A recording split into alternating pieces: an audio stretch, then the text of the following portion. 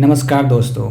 हाल ही में दिल्ली गवर्नमेंट ने ये अनाउंस किया है कि वे स्प्रे करेंगे पूसा बायो डिकम्पोज़र, वो भी free of cost over 5000 acres of paddy fields in the city to control the stubble burning and air pollution during winter.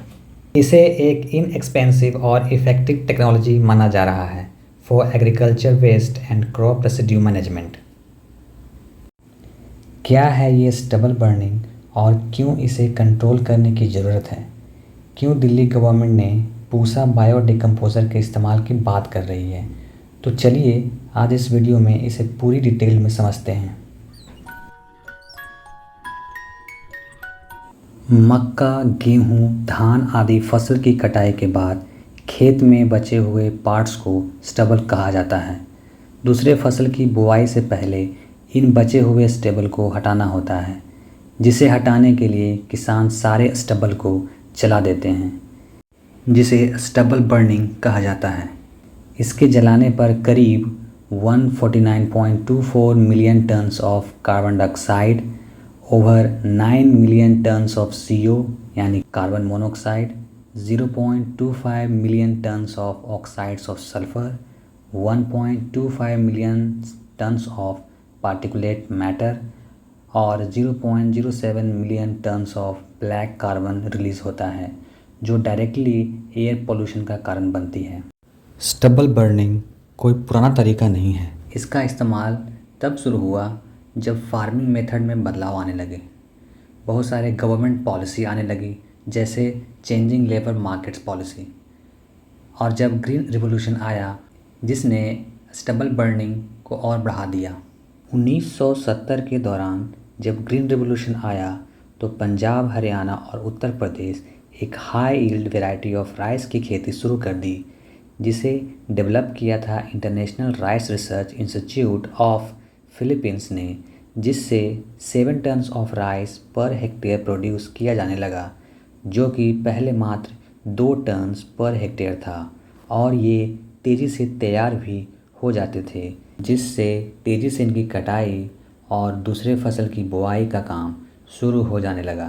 Stubble burning शुरू में एक अच्छा मेथड साबित हुआ, लेकिन धीरे धीरे इसका effect on the environment pollution के रूप में बढ़ता गया और आज हमें इसकी अल्टरनेटिव की ज़रूरत पड़ रही है।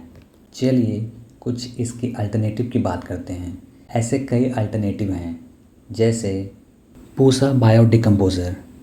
चलिए हम समझते हैं कि पूसा बायो डिकम्पोज़र क्या होता है। इसे डेवलप किया है Indian council of agriculture research ने।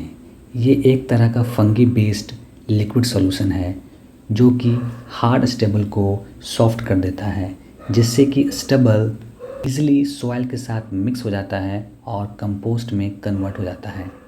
ये कैसे काम करता है, चलिए इसे समझते हैं।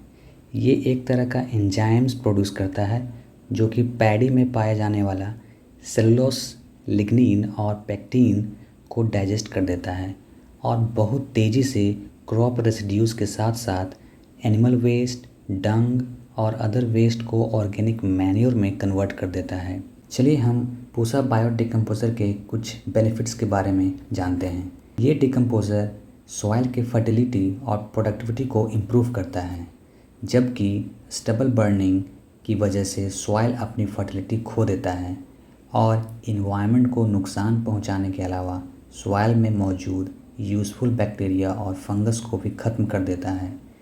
ये एक इफ़िशियंट और इफ़ेक्टिव और साथ ही चीपर और प्रैक्टिकल टेक्निक है। ये इको फ्रेंडली भी हैं, तो हम कह सकते हैं कि it will contribute to achieve Swachh Bharat mission. ऐसे और भी कई अल्टरनेटिव्स हैं, जैसे in situ treatment of stubble.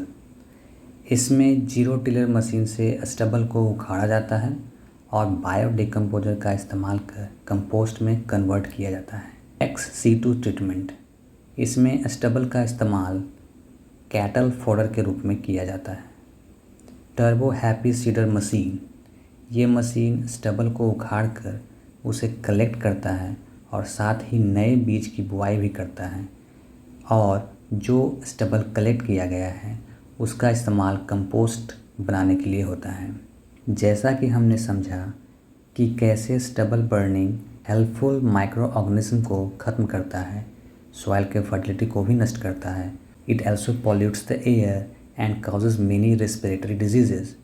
तो हम स्टबल को जलाने की जगह पर इसके अल्टरनेटिव का इस्तेमाल करें, जैसे कि पूसा बायो डिकम्पोज़र और टर्बो हैप्पी सीडर मशीन।